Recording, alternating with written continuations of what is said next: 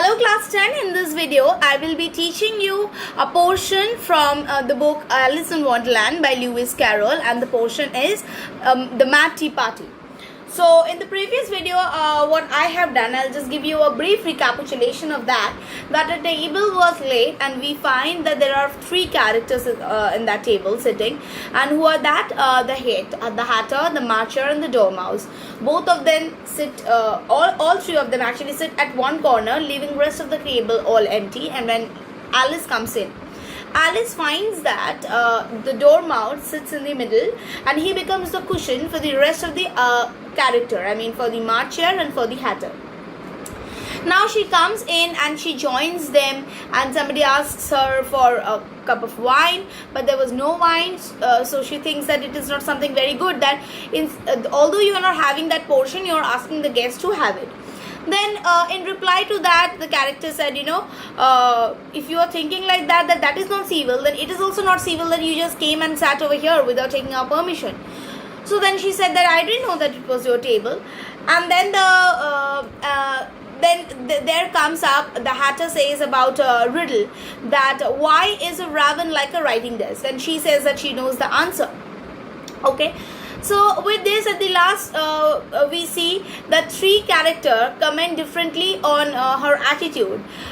They say that when Alice said that I do it at least I mean what I say, that's the same thing, So he says that when I say that I know, it means I already know. I need not tell you the answer. When I say I know the answer, it means I know the answer and I should not tell you the answer. It is the same thing. Telling the answer and knowing the answer means the same thing. So in reply to this, the Marcher says that how can you say that? I like what I get and I get what I like. It can't be the same thing. Then the Dormouse says, do you think I sleep when I breathe? Okay, it's same thing as I breathe when I sleep. It is not the same thing. And the Hatter has the same thing to say, and he says that it's not possible that these things have all of these. So the Hatter says that it is not that I see what I eat, it's the same thing as I eat what I see. All these things are different. So all these three characters, they react more or less in the same manner, but they pick up different examples and show her that she is ultimately wrong. Now I come to the third part of the text. Radiant reader, please take out page number 106, and this is the second part, which says, the Hatter was the first to break the silence. What the day of month is it? He said. So he asked, what's the day of month is it?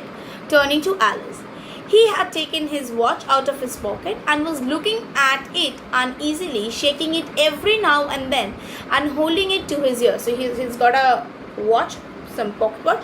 So every time he's taking it out and listening, holding it to the ear. Maybe he was listening the tick tick noise. Alice considered a little and then said, it's the fourth day. 2 days wrong, shied the Hatter. So maybe in the clock it was 2 days late or wrong. I told you butter wouldn't suit the works, he added, looking angrily at the Marcher. So he said, I told you that butter won't do the work. It was the best butter, the Marcher meekly replied. Yes, but some crumbs must have got in as well, the Hatter grumbled. But then, the Marcher said, but how can you say that the butter did not work? That was the best butter. If it has to work with the butter, then that was the best butter. But then the Hatter said, yes, it was the best. But maybe while putting it, maybe the crumbs, some pieces of, bread, it had gone inside. The Marcher yes, but some crumbs must have gone as well, the Hatter grumbled. You shouldn't have put it in with the bread knife. Okay, but actually you had put it with the bread knife. Bread knife is something with which the thing that we use to put the butter onto the surface of the bread. So you shouldn't have used that to put it into the clock. Alice had been looking over his shoulder with some curiosity. What a funny watch, she remarked. It tells the day of the month and doesn't tell what o'clock it is. It only tells you what day it is. It doesn't tell you the time. Why should it? Muttered the Hatter. Does your watch tell you what year it is? So does your watch tell you what year it is? So why will it tell us what time it is? Of course not, Alice replied very readily. But that's because it stays the same year for such a long time together. But that's because it's the same year. Okay, so it doesn't keep on changing. So that is the reason it doesn't tell. Which is just the case with mine, said the Hatter. So it's just the same thing with mine. Alice felt dreadfully puzzled. How can it be possible that you have all the time remains same throughout? The Hatter remark seemed to her have no sort of meaning in it, and yet it was certainly English. I don't quite understand you, she said, as polite as she could. And then she said that, I don't understand. What are you saying? How is it possible?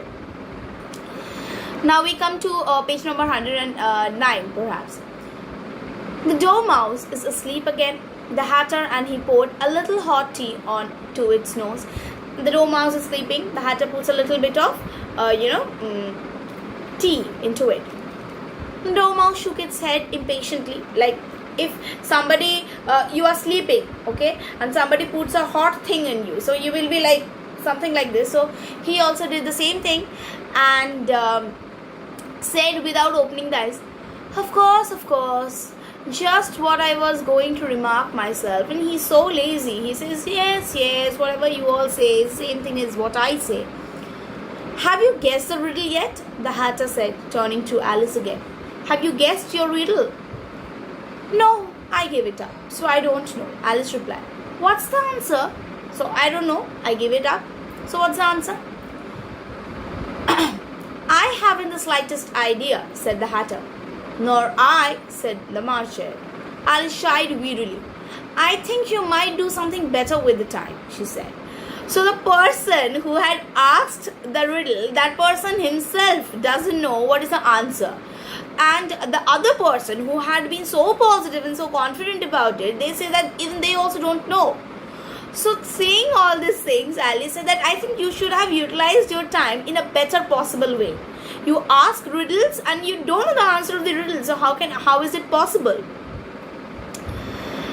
So she said, than wasting it in asking riddles that have no answer. So you're asking riddles that have actually no answer.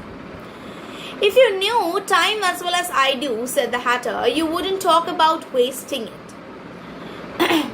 It's him. So he said that if you knew what is time and how valuable time is and what is time to us, then you wouldn't have told us that what is wasting is. Because see, they get in as you know, Alice said that it's her year. Year remains constant and so it need not be shown in the watch. In the similar way, you see children, in their world, time is not something it's not it doesn't change. Okay, it's fixed. Okay, if I'm liking this time, it will keep on. If I'm not liking this time, then it will change. So it all depends on me whether I want to change the time or not. And that's it. So they have enough time, whatever they want to do.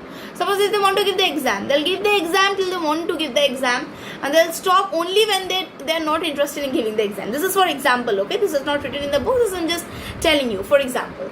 So that is how the time is. So he said that if you knew what actually time is, so you wouldn't have told this to us that what is wasting. Okay? So next. I don't know what you mean, said Alice. Of course you don't, said the Hatter, tossing his head contemptuously. I dare say you never ever spoke to time. I must say that you never ever spoke about time. Perhaps not, Alice cautiously replied. But I know I have to beat time when I learn music. I know that time is not going to wait for me. So I have to, learn music in proper time. It will not wait for me. That accounts for it, said the Hatter. You won't stand beating. Now, if you only kept on good terms with him, he'd do almost anything you liked with the clock. So here, him means the time. So if you can have really good time with the time, if you can really have good relation with the time, it will give you many things, okay? For instance, suppose it were 9 o'clock in the morning, just time to begin lesson. Suppose it is 9 o'clock, you want to begin the lesson. You'd only have to whisper a hint to time, and round goes the clock in twinkling, 1:30, time for dinner. So, if 9 o'clock and it's time for you to start your lesson. You have to give time. You have to give time the hint that you don't like this time. So to tell that I don't like this time, so please change. So then only it is going to be 1:30. Okay, so and it will be time for your dinner. So 1:30 means 1:30. So it will be time for your dinner. I only wish it was, said Marcia, said to itself in a whisper. I only wish that it was the time for our dinner. That would be grand, certainly, said Alice thoughtfully. But then I shouldn't be hungry for it, you know. So that is great. But if I get it so easily, I wouldn't be hungry. I wouldn't wait for the perfect time to come. Okay, I'll keep it till this much. The last line I will start in the next video, because it doesn't end over there. It is something else to do. So the line ends in the next page. So this next page I will be doing in the next video. Thank you.